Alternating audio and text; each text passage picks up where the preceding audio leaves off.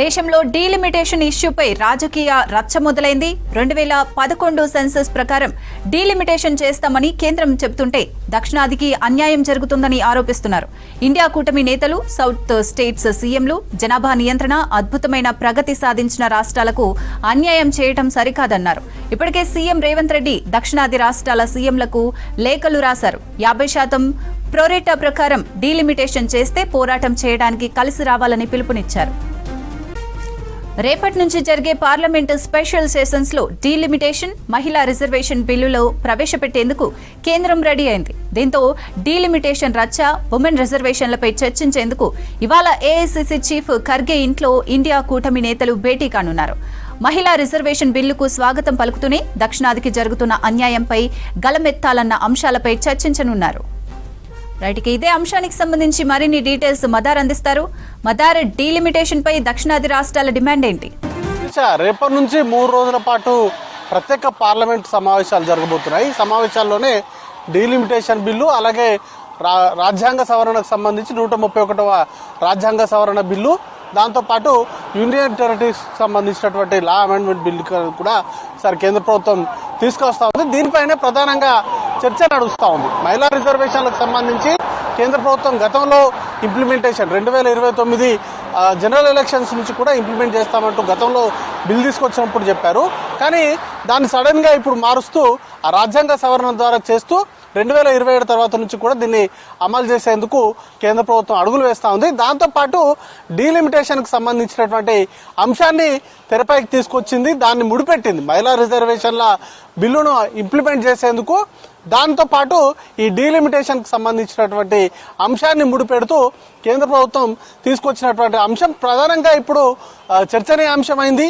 దాంతో కీలకంగా ఇప్పుడున్నటువంటి పరిస్థితుల్లో డీలిమిటేషన్ ప్రక్రియను చేపట్టినట్లయితే కేంద్ర ప్రభుత్వం స్పష్టంగా చెప్పింది, 50% సంబంధించినటువంటి సీట్లను పెంచుతామంటూ కూడా ప్రకటించింది. దాంతోపాటు 2011 జనాభా లెక్కలను ఆధారంగా చేసుకొని దీనికి సంబంధించినటువంటి డీలిమిటేషన్ చేస్తామంటూ కూడా కేంద్రం ప్రకటించింది. దీంతో సౌత్ రాష్ట్రాలు, ముఖ్యంగా జనాభా తక్కువ ఉన్నటువంటి రాష్ట్రాలు, ముఖ్యంగా సౌత్ రాష్ట్రాలపైన దీనికి సంబంధించినటువంటి ఇంపాక్ట్ చాలా ఎక్కువగా పడేటువంటి అవకాశం ఉంటుంది.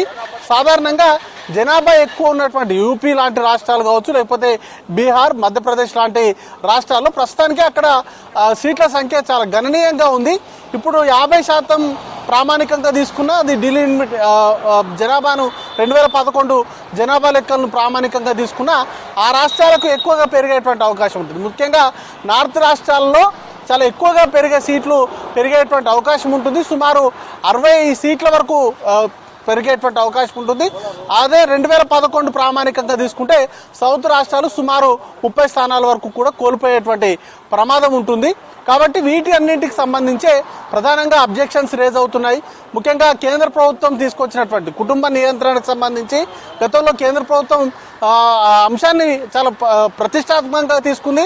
ముఖ్యంగా సౌత్ లాంటి రాష్ట్రాలు వాటిని చాలా తూచా తప్పకుండా పాటించినటువంటి పరిస్థితులు ఉన్నాయి. కాబట్టి ఖచ్చితంగా వాటిని ఏవైతే రిఫార్మ్స్ తీసుకొచ్చారో ఆ రిఫార్మ్స్ని ఇంప్లిమెంట్ చేసినందుకు సౌత్ రాష్ట్రాలు ఇప్పుడు నష్టపోయేటువంటి ప్రమాదం ఉంది. కాబట్టి ఖచ్చితంగా ఈ డీలిమిటేషన్ ప్రక్రియ ఇప్పుడు కేంద్ర ప్రభుత్వం ఏదైతే ప్రామాణికంగా తీసుకోవాలని చెప్తుందో దాంతో సౌత్ రాష్ట్రాలు మరింత ప్రమాదంలో పడేటువంటి అవకాశం ఉంటుంది. ముఖ్యంగా అంతరం అనేది కూడా చాలా గణనీయంగా పెరిగేటువంటి అవకాశం ఉంది. ముఖ్యంగా ఒక ఎగ్జాంపుల్ చెప్తే, కేరళకు సంబంధించి ప్రస్తుతం అక్కడ 20 స్థానాలు ఉన్నాయి. 50% పెంచినా అంటే 30 స్థానాలకు పెరిగేటువంటి అవకాశం ఉంటుంది. అదే ఉత్తరప్రదేశ్ లాంటి రాష్ట్రం తీసుకుంటే ప్రస్తుతం అక్కడ 80 స్థానాలు ఉన్నాయి.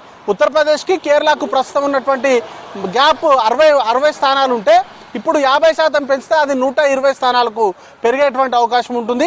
అదే కేరళకు కేవలం 30 స్థానాలకు పరిమితమయ్యేటువంటి అవకాశం ఉంటుంది. గ్యాప్ అనేది 90 స్థానాలకు పెరిగేటువంటి అవకాశం, మొత్తంగా 30 స్థానాలకు పెరిగేటువంటి అవకాశం ఉంటుంది గ్యాప్ అనేది. అయితే ప్రస్తుతానికి పార్లమెంట్లో సౌత్ రాష్ట్రాలకు సంబంధించినటువంటి ప్రాతినిధ్యం 24.7%గా ఉంటే అది ఇప్పుడు తీసుకొచ్చినటువంటి డీలిమిటేషన్ తర్వాత 20%కి మాత్రమే పరిమితమయ్యేటువంటి అవకాశం ఉంటుంది. సౌత్ రాష్ట్రాలతో ప్రమేయం లేకుండానే కేవలం ఈ 3-4 రాష్ట్రాల్లో బీహార్ కావచ్చు, ఉత్తరప్రదేశ్, మధ్యప్రదేశ్, మహారాష్ట్ర, గుజరాత్ లాంటి ఎక్కువ స్థానాలు ఉన్నటువంటి రాష్ట్రాల్లో ఎక్కువ స్థానాలు సంపాదించుకుంటే కేంద్రంలో ప్రభుత్వాన్ని ఏర్పాటు చేసుకునేటువంటి అవకాశం ఉంటుంది. సౌత్ రాష్ట్రాలకు సంబంధించినటువంటి వాయిస్ వినిపించేటువంటి అవకాశం లేకుండా పోతుంది అనేది సౌత్ రాష్ట్రాల నుంచి వస్తున్నటువంటి అబ్జెక్షన్. దాంతోపాటు కొన్ని ఏదైనా నిర్ణయం తీసుకున్నట్లయితే దానికి సంబంధించి అన్ని అంశాలను దృష్టిలో ఉంచుకొని ముఖ్యంగా సౌత్ రాష్ట్రాలకు నష్టం కలగకుండా అన్ని రాష్ట్రాలతో సంప్రదింపులు జరిపిన తర్వాతే డీలిమిటేషన్ లాంటి మేజర్ యాక్టివిటీకి సంబంధించినటువంటి అంశాలపైన నిర్ణయం తీసుకుంటే బాగుంటుందనేటువంటి అభిప్రాయం కూడా వ్యక్తమవుతుంది. ఈ నేపథ్యంలోనే ఈరోజు మల్లికార్జున ఖర్గే నివాసంలో ఇండియా కూటమికి సంబంధించినటువంటి పార్టీలకు సంబంధించినటువంటి నేతల కీలక సమావేశం ఉంది.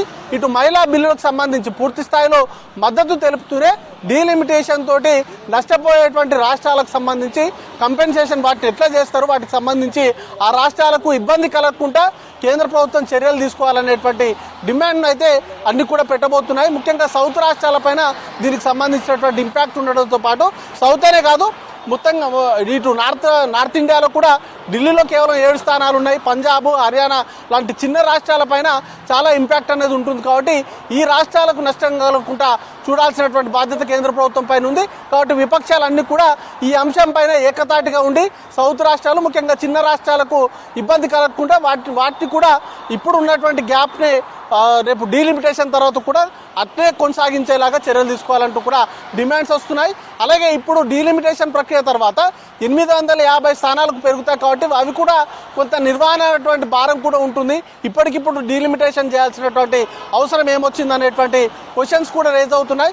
మహిళా రిజర్వేషన్ బిల్లు ఇంప్లిమెంట్ చేయాలనుకుంటే ఇప్పుడున్నటువంటి స్థానాలతోటి ఇప్పుడున్నటువంటి ఏవైతే అసెంబ్లీలలో ఉన్నటువంటి స్థానాలతో కూడా వాటిని చేయొచ్చు అనేటువంటి అభిప్రాయం కూడా వ్యక్తమవుతోంది. వీటన్నింటిపైన కూడా చర్చ జరిపి రేపు కేంద్ర ప్రభుత్వం తీసుకొచ్చేటువంటి బిల్లుల సందర్భంగా ఏకతాటిగా ఒకే అంశంగా విపక్షాలన్నీ కూడా ఫైట్ చేయాలనేటువంటి నినాదంతో ఈరోజు జరగబోయేటువంటి సమావేశంలో చర్చకు వచ్చేటువంటి అవకాశం ఉంది. శిరీష.